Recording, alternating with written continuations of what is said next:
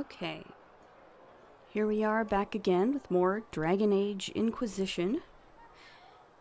And, I just spent maybe 30 minutes or so just kind of running around Haven, in the general vicinity of Haven. Oh man, that's back again.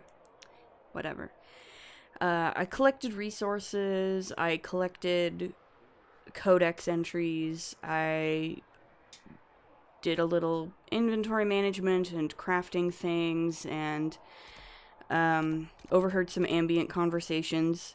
So what I'm going to do now is make a cut here and show you just a few highlights of that, because there's just a few things, like I said, codex entries, a couple of ambient conversations I overheard that I want to share with you. So I will go ahead and make a cut here, and we will show those highlights, and then I'll bring you right back.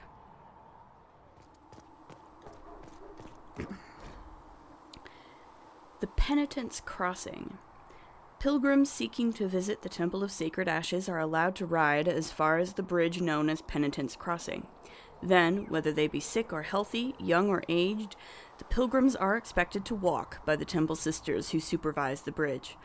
All but the very sick and old are asked to shed heavy coats as they cross the bridge, allowing the cutting winds to strip prideful fixation upon this world from the flesh.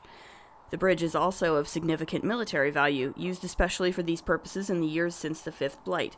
As a choke point against bandits, rebels, or even darkspawn stragglers, the bridge serves as a defensible fortification to protect the Temple of Sacred Ashes from threats. Unless the threat is right in the middle of it.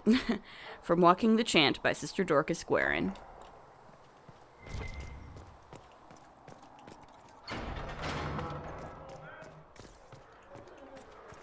I spoke with Commander Cullen.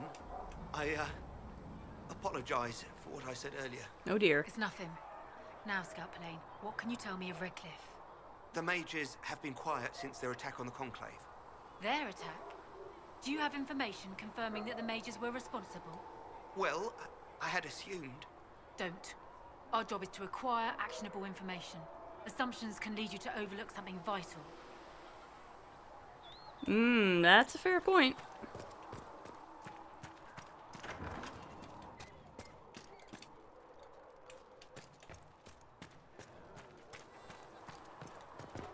How could that great breach not have been caused by the mages? It is reasonable to believe that magic was involved, but we cannot assume it was the rebels. How many powerful mages died at the Conclave, Scout Pallane? How would those deaths benefit the rebels? I'm not sure. Good. Now you're thinking. That's a start. What's your name, anyway? You may call me Charter, Scout Pallane. Now lower your voice. Your report is not for the world at large. I think that's my cue to stop listening, I guess. Flissa wants to know if you have anything that can make tavern food taste a little more exotic. If I had something with that kind of power, I'd be retired and living like Empress Celine.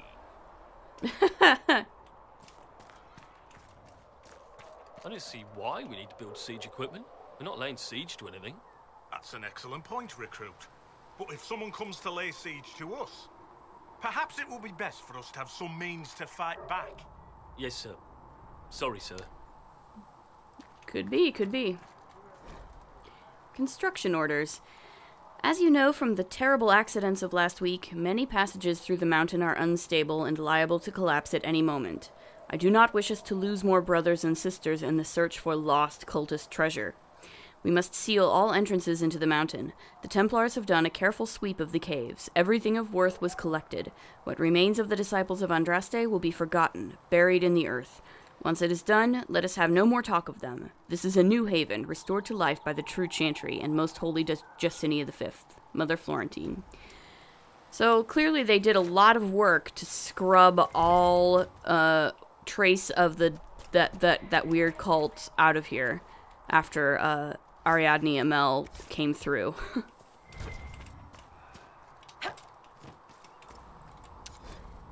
Siege equipment in Thedas. Siege weaponry has been used in... Thanks. Siege weaponry has been used in Thedas for centuries, with primitive equipment used as far back as the Third Blight. Nevertheless, it occupies a peculiar niche in the tools of warfare due to its requirements. Any army wishing to produce trebuchets or catapults must be funded and organized well enough to procure both the necessary materials and the military experts to construct them. Throughout history, most armies who fulfilled such requirements did not take advantage of the situation. During the Third Blight, for example, Arlesan and Monsimar constructed catapults to fling flaming debris at the Darkspawn, but the expense of the weapons did not justify the limited damage they caused, and the Darkspawn were ultimately driven back by the Grey Wardens, not siege weaponry. Tevinter forces similarly had the resources to construct siege weapons when attacking the Free Marchers or defending themselves against the exalted marches of the Black Age. Instead, the Imperium focused primarily upon the power of its magisters, who were less powerful but more flexible than siege equipment, and who could more easily fall back when the tide of battle turned. As a result, in the battles against the Kunari in the Steel Age, generals found to their chagrin that the Great Oxmen had left them behind. Kunari black powder is, most military experts agree, not magic. It is merely an advanced alchemy that makes their cannons more effective than any trebuchet could ever be. Nevertheless, there remains hope. As centuries have passed since the last Blight, and mages are now safely held in the circles where they harm none, the experts of Ferelden and Orlais may once again turn their great minds to learning.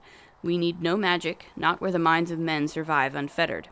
With our resources and our commitment to knowledge, we can easily surpass the brutal Kunari on the field of battle. From Kuhn, Gurns, and Steel, Military Conflict in a Post-Blight Thedas, written 929 Dragon, shortly before the start of the 5th Blight. Yeah, whoops.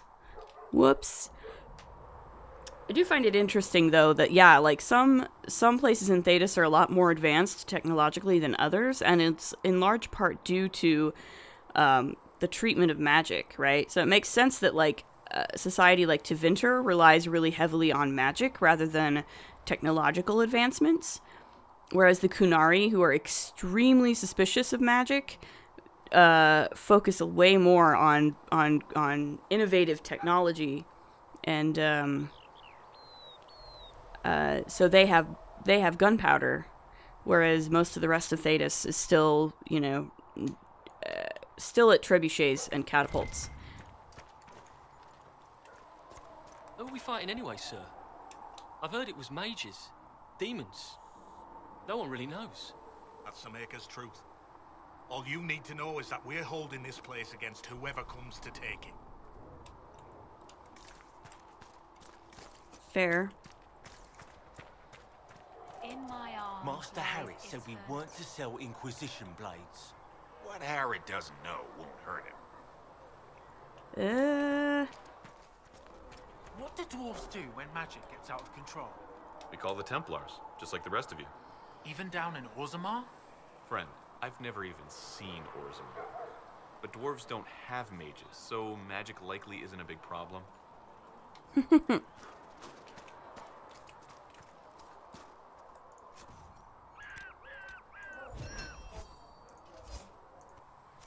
Inquisition can use that.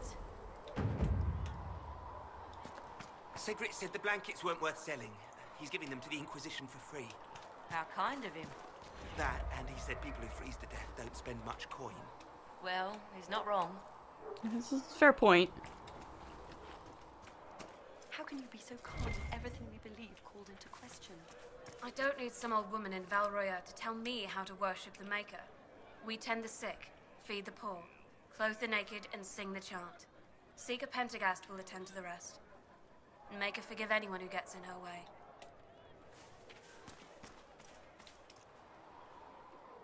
All right.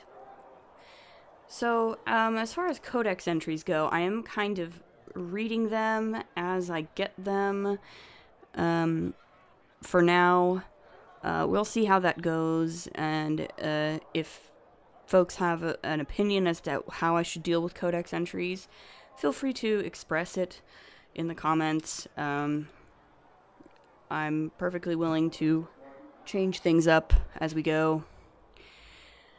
And do, like, bonus episodes that are just me reading codex entries, if that's what people prefer, or to sort of continue reading them as we go along. It's completely up to what people prefer. You also might notice I technically respect, though I really only just gave myself, I switched out that fire spell that I started with a different spell. So instead of, what was it? This one here, Flash Fire, I think. I actually gave myself, I replaced Flash Fire with Energy Barrage, which is a really nice bread and butter spell for a mage to have, because Energy Barrage is, the damage type it does is based on the damage type of your staff. So whatever staff you have equipped, that's the damage type that Energy Barrage will do. So I have Chain Lightning, I have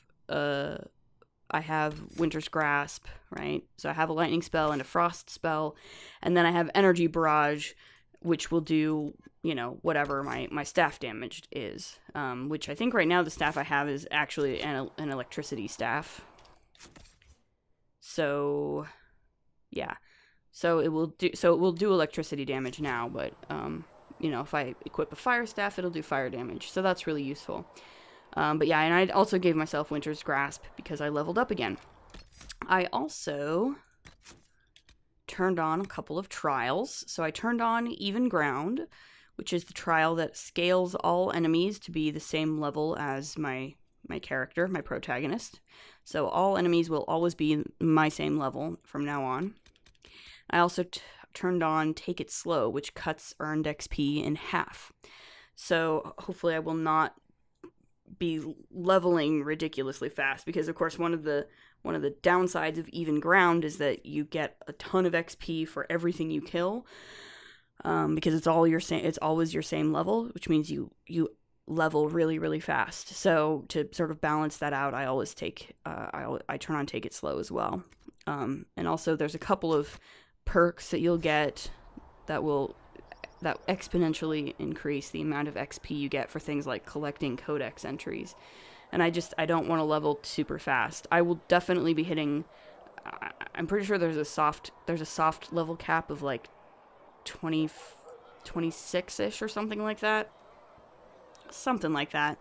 I will definitely be hitting the soft level cap without any trouble at all. So cutting my XP in half is definitely useful for me.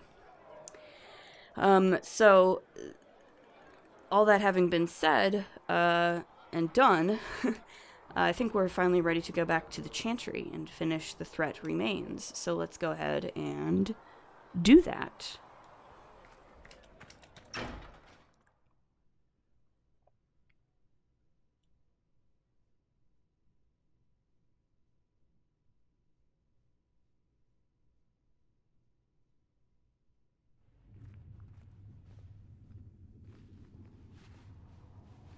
Does it trouble you? Well, let's see. Yeah, I think, really she's concerned about where it comes from and how she got it.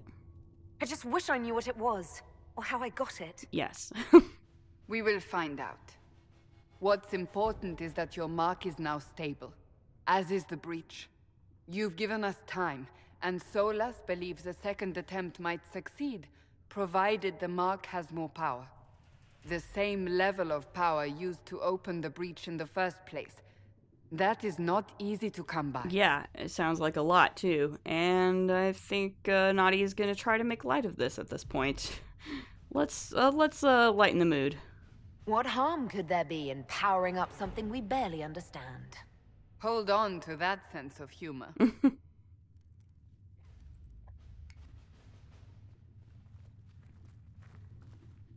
You've met Commander Cullen, leader of the Inquisition forces.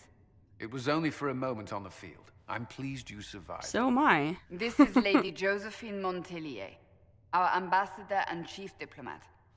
I've heard much. It's a pleasure to meet you at last. And of course, you know Sister Liliana. Oh, yes. My position here involves a degree of... She is our spy master. Yes. Tactfully put, Cassandra. Yes, those are some very impressive titles. I feel Nadia probably feels a little bit intimidated by all those titles. That's an impressive bunch of titles. I mentioned that your mark needs more power to close the breach for good. Which means we must approach the rebel mages for help. And I still disagree. The Templars could serve just as well. We need power, Commander. Enough magic poured into that mark. Might destroy us all. True. Templars could suppress the breach, weaken it, so... Pure speculation. I was a Templar. I know what they're capable of. Unfortunately, neither group will even speak to us yet. The Chantry has denounced the Inquisition, and you specifically. Really? Okay. So that was pretty quick. That didn't take long. Shouldn't they be busy arguing over who's going to become divine? Some are calling you, a mage, the Herald of Andraste. That frightens the Chantry. I bet it does. The remaining clerics have declared it blasphemy, and we, heretics, for harboring you. Chancellor Roderick's doing, no doubt. It limits our options. Approaching the mages or Templars for help is currently out of the question. The Herald of Andraste, huh? Just how am I the Herald of Andraste? People saw what you did at the temple, how you stopped the breach from growing. They have also heard about the woman seen in the rift when we first found you. They believe that was Andraste. Even if we tried to stop that view from spreading. Which we have not. The point is, everyone is talking about you. It's quite the title, isn't it? How do you feel about that? Well, that's a good question. I think... Yeah, I think, Nadia in her position right now is probably more than a little unnerved at the idea. Especially, like, at the present moment, given all of the tension between mages and everybody else. It's a little unsettling. I'm sure the Chantry would agree. No doubt. People are desperate for a sign of hope. For some, you're that sign. And to others, a symbol of everything that's gone wrong. Yeah, I bet. Again, mage. So, could we be attacked? Will the Chantry attack us? With what? They have only words at their disposal. Okay, fair. And yet, they may bury us with them. There is something you can do. A Chantry cleric by the name of Mother Giselle has asked to speak to you. She is not far and knows those involved far better than I. Her assistance could be invaluable. And why would she help us? Why would someone from the Chantry help a declared heretic? I understand she's a reasonable sort. Perhaps she does not agree with her sisters. You will find Mother Giselle tending to the wounded in the hinterlands near Redcliffe. Look for other opportunities to expand the Inquisition's influence while you're there. We need agents to extend our reach beyond this valley, and you're better suited than anyone to recruit them. In the meantime, let's think of other options. I won't leave this all to the Herald. And yet, I feel like most things will probably be left to me. Alright, so here's our war table. So Mother Giselle is in the hinterlands, which can be found on the Ferelden side of the table. Basically, this is how we do things in the Inquisition. Did you see the message I sent? Yes, thank you. Okay, great. And yeah, the advisors will occasionally chit-chat as we're browsing the war table. So through the war table, we unlock different areas. We have to perform scouting operation for the hinterlands. So basically, it costs power, which is this right here, to unlock new areas. You earn power by completing quests, basically.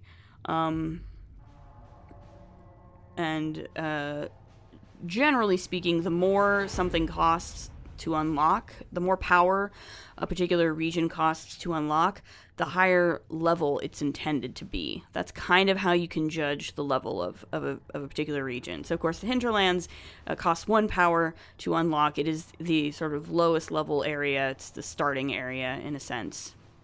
So, we have Mother Giselle was last seen in the hinterlands outside Redcliffe, tending refugees who fled the fighting between renegade Templars and apostate mages. The latest reports suggest that the vicious struggle between the two groups has spread to the hinterlands. catching the refugees and Mother Giselle in the middle. It is vital to protect her and, if possible, restore order to the area. Yes, thank you. I'm going to perform that in a minute. I'm talking, okay? Just leave me alone, game. And so for some missions, you'll be able to choose which advisor does it. And some missions will only let you have like only one or two advisors will do it. So in this one, it's Liliana's got this one. If Giselle dies, any hope of Chantry support dies with her. My scouts will slip past the fighting, find her, and protect her with their lives. So let's do it.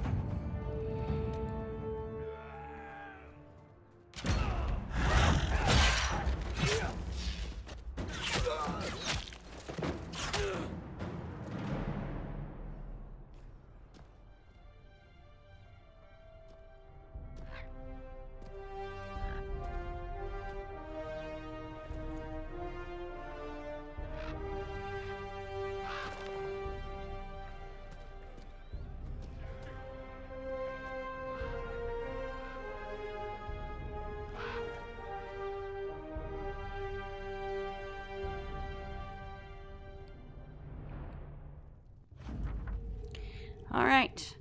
We avoided the fighting as best we could. It's every bit as bad as we'd feared. The apostates are mad, attacking anything that moves, and it appears that the Templars here aren't following anyone's orders any longer. We located Mother Giselle and are trying to protect her, but she refuses to leave the refugees until we've ensured their safety. That will be hard to do without troops to push the apostates and the Templars out of the area. Commander Cullen asked me to make inquiries of Master Dennett, a retired horsemaster of Redcliffe who lives in the area. We tried to contact him about obtaining better horses for the Inquisition, but we've been unable to get through the fighting. Lead Scout Harding. So we've unlocked the Hinterlands. I am not going to go to the Hinterlands just yet. Actually, there's a few things I want to do in Haven still before we make that trek. So now we have access to missions. Mission operations take time and bring the Inquisition resources and rewards. Only one mission per advisor can be active at a time. Some missions have a preferred type, which results in less time is required when undertaken by the associated advisor. Missions may also provide different rewards depending on which advisor completes them. Sometimes some missions do have a fail-state version where you don't get any reward if you do it wrong, quote-unquote. And some of them it doesn't really matter, and some of them the rewards vary slightly depending on who does it. Let's look at address a nobleman's concerns. Herald. Your Inquisition says it's for order against chaos, reason in darkness. If you stand by this, come forth and drive the heretics from my lands. They claim to be refugees, but I have seen elves and apostates among them. Filthy savages tearing at our roots. Okay. Our monarch refuses to send forth armies, and my own knights were decimated at the conclave. I require your aid to return peace to my lands.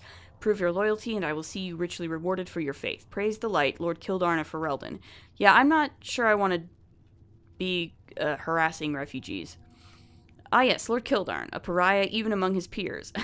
Okay. Let us send a polite refusal and nothing more. Okay, so Josephine would have us just say no. Just say no. Liliana, we can take advantage of his raving. My spies can harass the refugees into moving somewhere else to win Lord Kildarn's favor. So we can basically do what he wants, harass those refugees into leaving. Or, let's see, what does Cullen have to say? We could send a few patrols, but I would prefer they help the refugees, not this Lord Kildarn. Yeah. So we could just say no. We could do what he wants and harass these refugees, or we could send some troops to help the refugees, despite what Lord Kildarn wants us to do. I think that Cullen has the right idea here, so let's do that. All right. And so these missions operate in real time. So this timer will continue counting down even if I leave the game. Let's deal with relatives of the Trevellians, I guess. A letter from an Inquisition diplomat to Ambassador Montelier. Dear Lady Montelier, it is true. Distant relations of the House Trevelyan are claiming close friendship with the Herald of Andraste. A boast is one matter, but the boundaries of tact and decency appear to be invisible to these mountebanks. During a ball in the South Quarter, I witnessed a cousin 5 times removed from Lady Trevelyan threaten to have the Inquisition fight his rival. He quickly left the party after I made my connection with the Inquisition clear, but the problem stands. We must deal with the Herald's relatives taking her name in vain. Lady Buttleford. Yeah. Josephine's suggestion here is this sort of thing is inevitable. Your relations may become much more circumspect if we promise them future favors. Okay, I mean, as long as the favors aren't too huge, maybe. Liliana says there are ways to indicate our displeasure without tipping our hand. I am not saying we send assassins, but the rumor of assassins, I don't know, that seems a little extreme for relatives of Nadia Trevelyan. Cullen's suggestion, the Inquisition isn't a name to throw around lightly. We should openly denounce these people. So Cullen would just have us straightforwardly tell them to screw off. Liliana would have us actually spread rumors that assassins might come after them if they don't keep their mouths shut.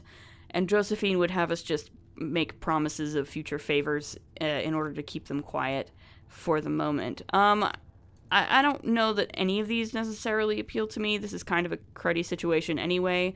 I feel like Nadia doesn't want to necessarily alienate her relations, even her cousins 5 times removed or whatever. So, I mean, probably not threatening them. Openly denouncing them might be okay, but I think for now, let's keep them more or less on their good side and have Josephine take care of this. At your service. Let's look at Hardin Hightown 3, Varric's Revenge. Ruffles. I love that. That's what Varric calls Josephine. I need a favor. Actually, let's call it a loan, since I'll pay it back. I got a letter from my editor in Kirkwall today. She tells me that Hardin Hightown 3, the repuncheoning...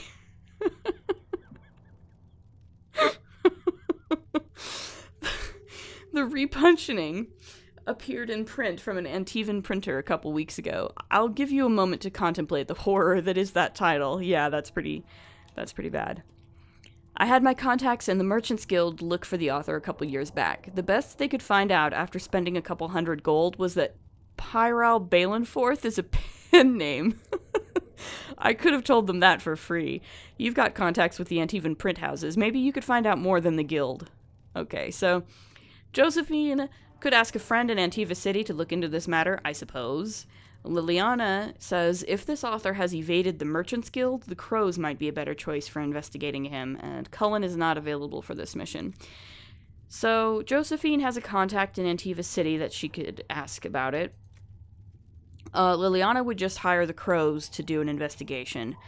You know, I honestly feel like Liliana's choice is the better one here. Like, it's true. Like, if the Merchants Guild couldn't find this guy, I'm not sure Josephine's contact in Antiva City could do it either. But the Crows might very well be able to. So let's do that. Let's see what we have. And that is it for the war table for now. Everybody's busy, so we'll move along. So now I have some more people that I can talk to as well. Hopefully. Yes, I know about world travel. I haven't explored the Chantry very much yet, but that's okay. But I think Josephine is through here, so let's try this.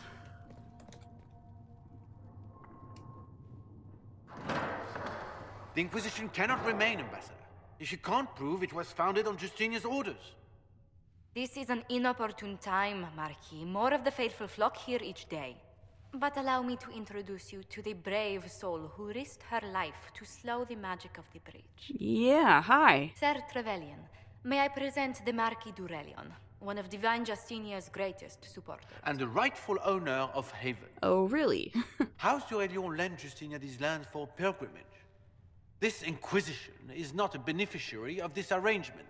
You own this land? This is the first I've heard of Haven having an owner outside the Chantry. My wife, Lady Machin of Denner, has claimed to Haven by ancient treaty with the monarchs of Ferelden. We were honored to lend its use to Divine Justinia. She was a woman of supreme merit. I will not let an upstart order remain on her holy grounds. Yeah, its followers need shelter. People have been injured. You can't just turn them out onto the snow. And who benefits if they stay? Divine Justinia, Marquis. The Inquisition, not the Chantry, is sheltering the pilgrims who mourn her. Why is the Chantry ignoring the faithful? Because it remains in shock.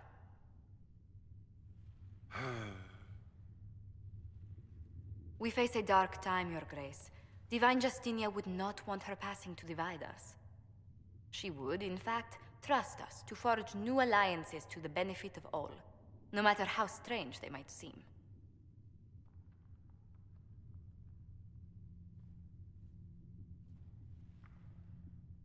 I'll think on it, Lady Montilyet. The Inquisition might stay in the meanwhile. Well, okay then. So, does the Marquis own Haven? Do the Durelions actually have a claim on this place? His Grace's position is not so strong as he presents it. Despite their Ferelden relations, the Durelions are our legion. If the Marquis wishes to claim Haven, Empress Selene must negotiate with the Ferelden on his behalf. Her current concerns are a bit larger than minor property disputes. Yeah, no doubt, no doubt. So, well, you handled the Marquis quite well, yeah. I'm so pleased the Marquis isn't tossing us out into the cold. His Grace is only the first of many dignitaries we must contend with. You expect more people in Haven? Undoubtedly. And each visitor will spread the story of the Inquisition after they depart. An ambassador should ensure the tale is as complimentary as possible.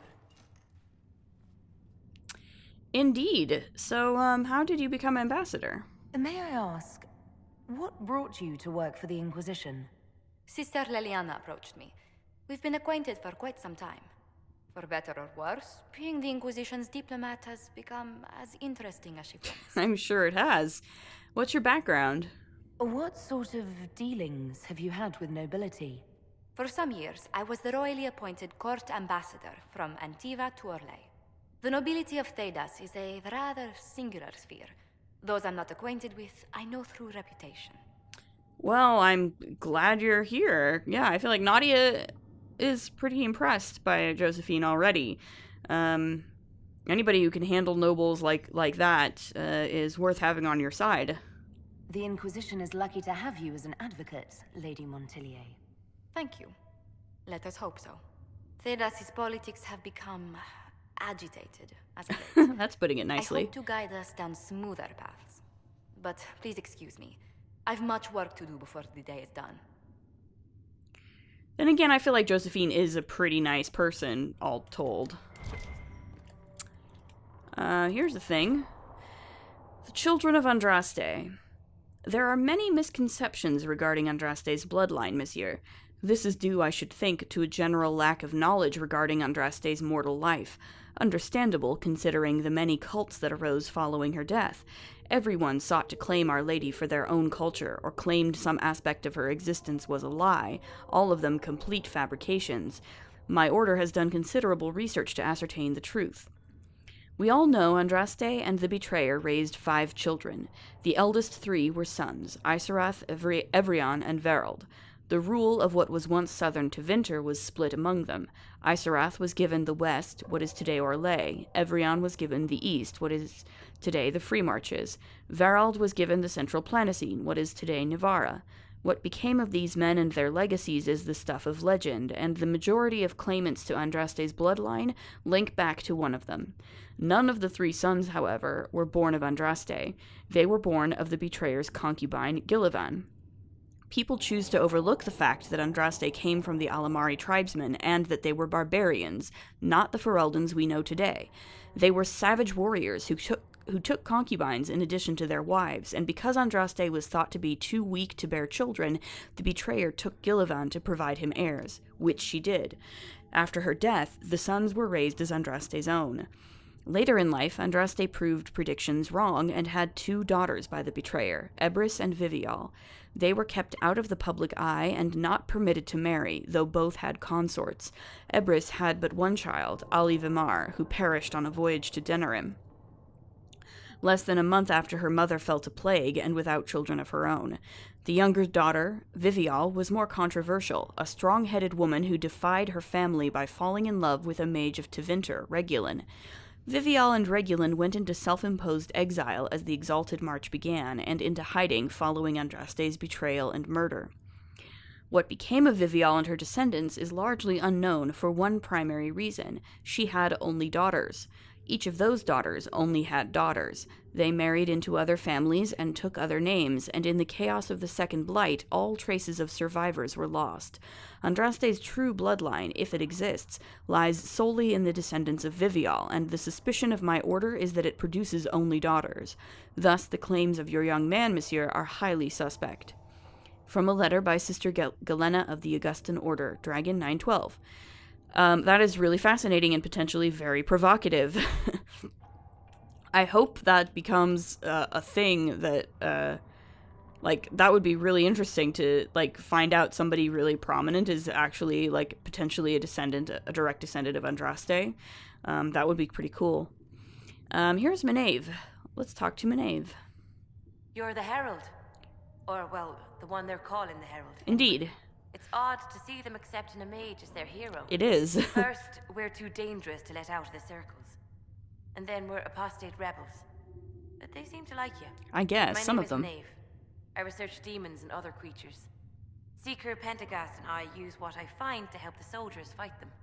Okay, so you are a mage. You said you were a mage? No, just an apprentice. I was a year or so from my harrowing, at least. The enchanters were being kind.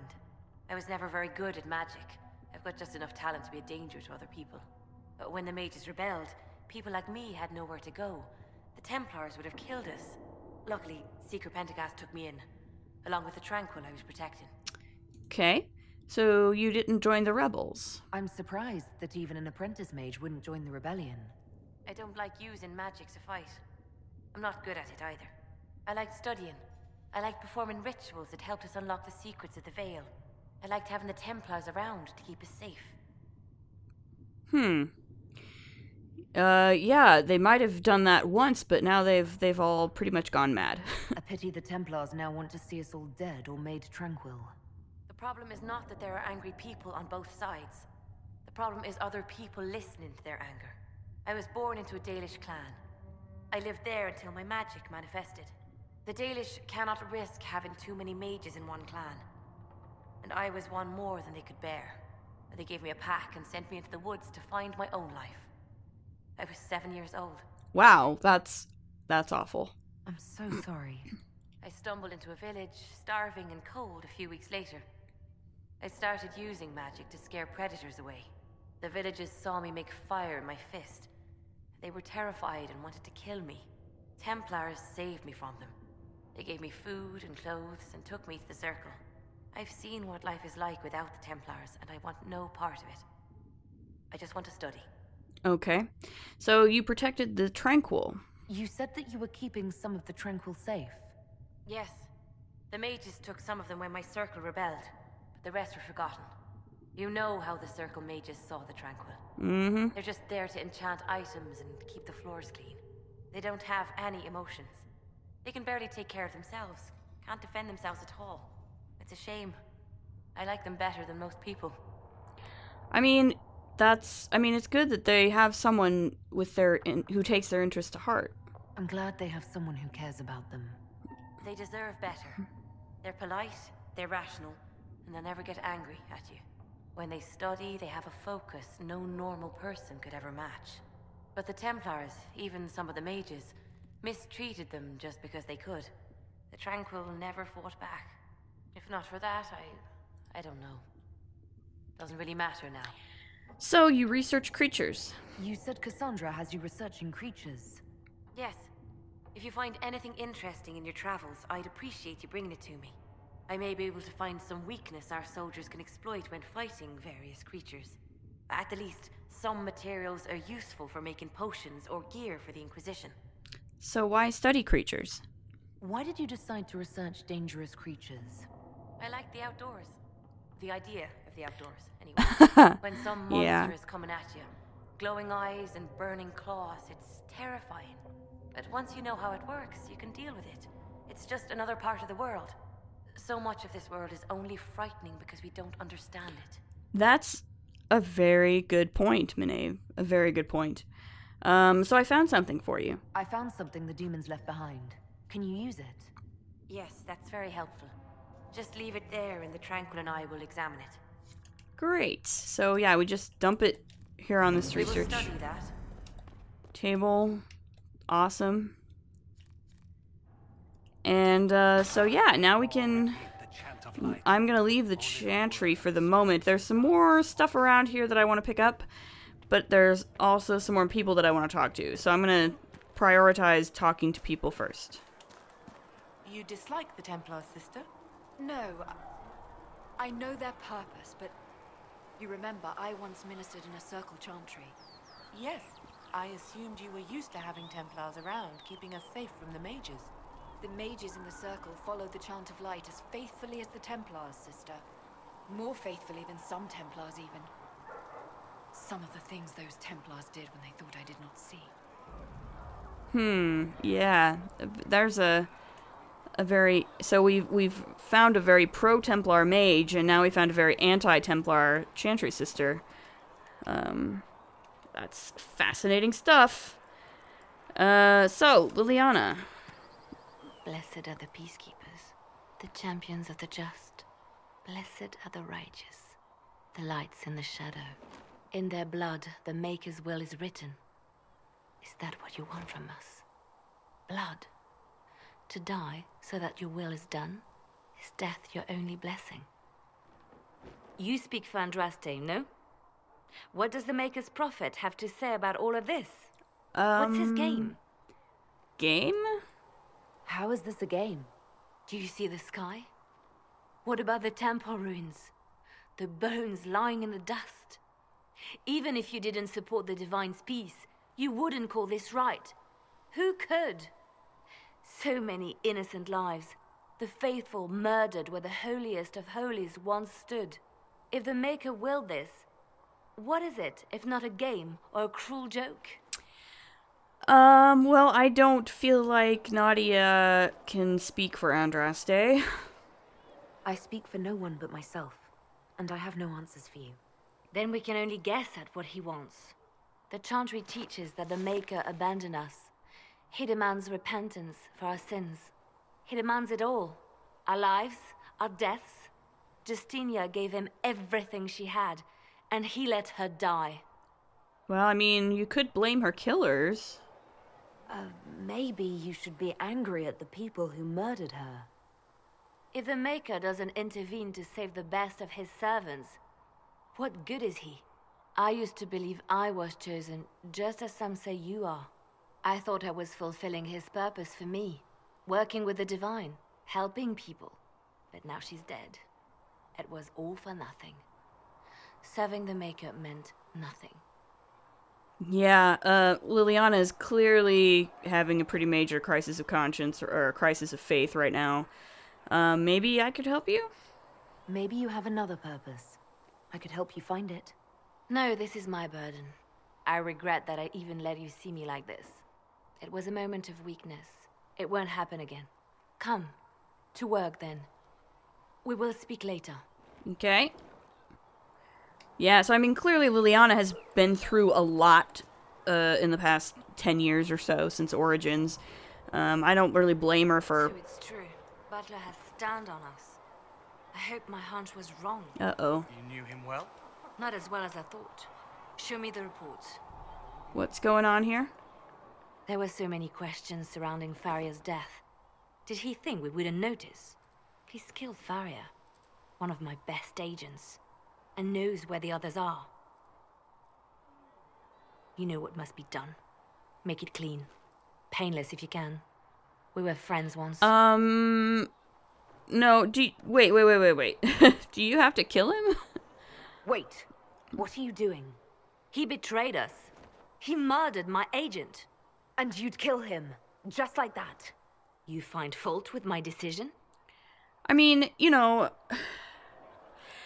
Nadia, I think, at this point is probably really tired of people killing each other all the time. As a, someone who is a potentially reluctant veteran of the Mage Templar war, of recent memory that isn't actually memory, it's still going on. I feel like she's pretty sick of that whole people killing each other back and forth thing. So yeah, I think killing is probably not the answer, is what she's gonna go with here. We can't solve our problems with murder. And what would you suggest? Leave him be. Butler's betrayal put our agents in danger. I condemned one man to save dozens. I may not like what I do, but it must be done. I cannot afford the luxury of ideals at a time like this. I think ideals are probably pretty crucial at a time like this, actually. Like, on the contrary, we should probably be sticking to whatever ideals we have very closely. Now is precisely the time for ideals. You feel very strongly about this. I think she does, yeah. Very well. I will think of another way to deal with this man. Apprehend Butler, but see that he lives. Now, if you're happy, I have more work to do. So yeah, clearly Liliana has, despite softening her in Origins, Liliana has actually kind of... He won't be able to get blades for the recruits. Tell Master Herrick that ore doesn't grow on trees. Yes, Mom. I think he knows, Mom. He talked about how we have to dig it up. Yeah, that's a good one. But yeah, I mean, Liliana's clearly been through a lot in the past 10 years, so it does make a certain amount of sense that, given how important Justinia was to her, if you've played Liliana's song, you know that I knew that was a fake out. You know that the mother who sort of saved her or got her back on the right track during that DLC, Mother Dorothea, she actually became Divine Justinia V. So that's a very important person to Liliana. So no doubt she was quite devastated by her death. So it makes a lot of sense that she would sort of become that ruthless or become that, Good day. have a certain amount of bitterness about the whole thing. We got a couple more people to talk to, though. Like this person right here. Hello.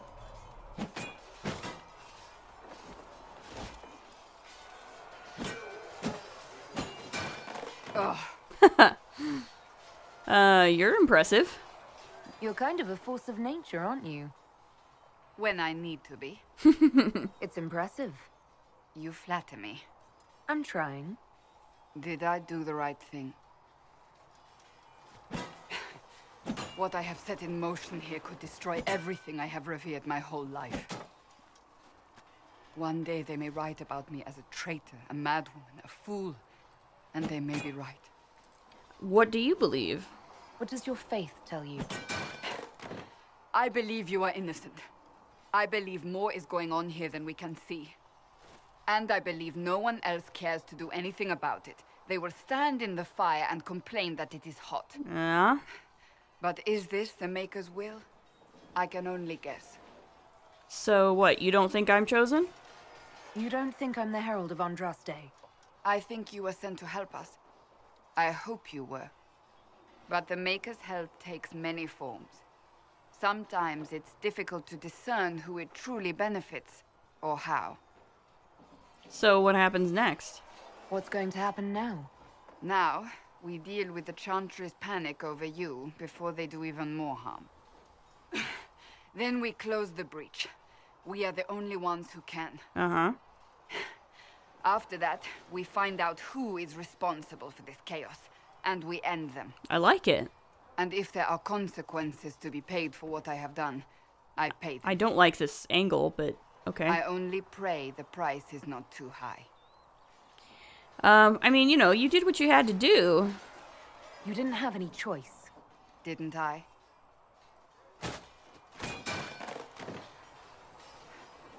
My trainers always said, Cassandra, you are too brash. You must think before you act. I see what must be done, and I do it. I see no point in running around in circles like a dog chasing its tail. But I misjudged you in the beginning, did I not? I thought the answer was before me, clear as day. I cannot afford to be so careless again. I mean, you know, you had cause to suspect me. It wasn't like you had no reason to suspect me. I was determined to have someone answer for what happened. Anyone.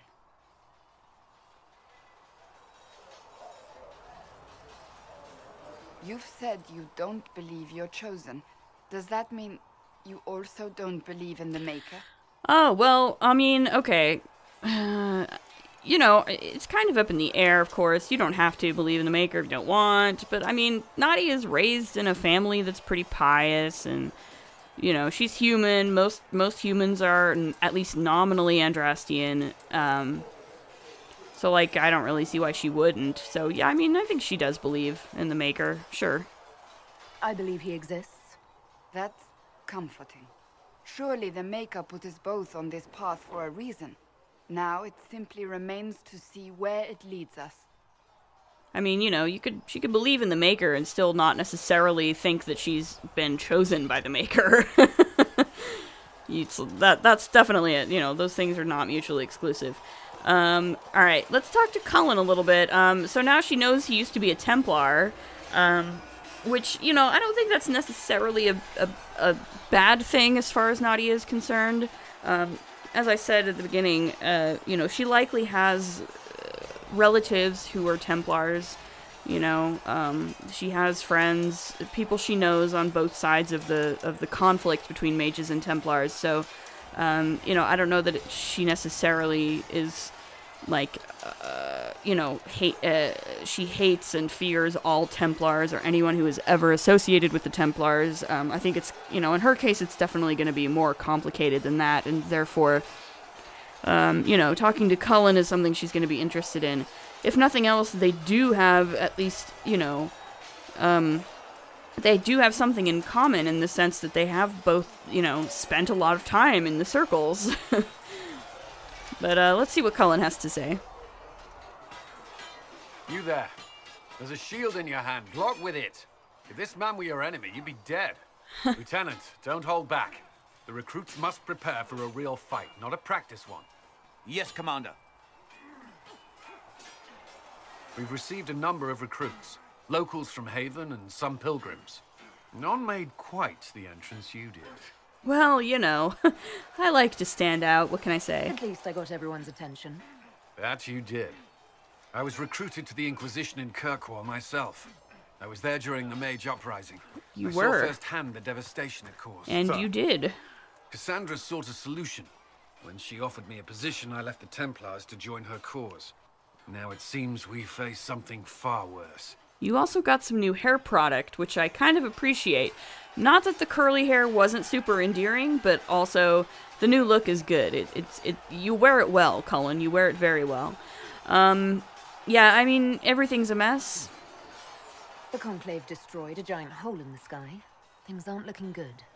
Which is why we're needed. The Chantry lost control of both Templars and Mages. Now they argue over a new divine while the breach remains. The Inquisition could act when the Chantry cannot.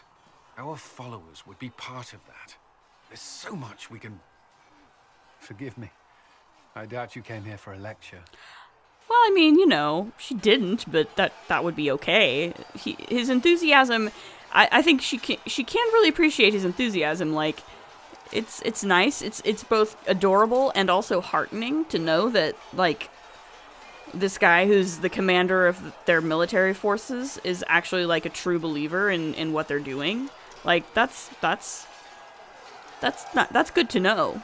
But also, yeah, it is kind of adorable. No, but if you have one prepared, I'd love to hear it. Another time, perhaps.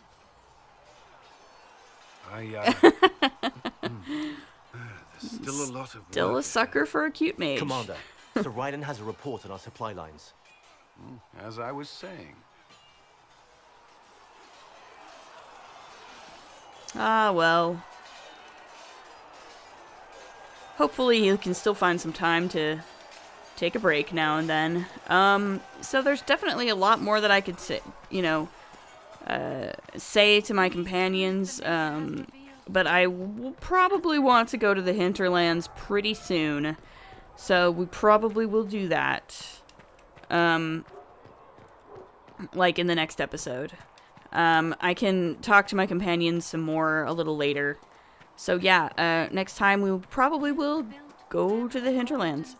As always, if you like what you see, please like, comment, subscribe, and we'll see you in the next episode with a lecture prepared.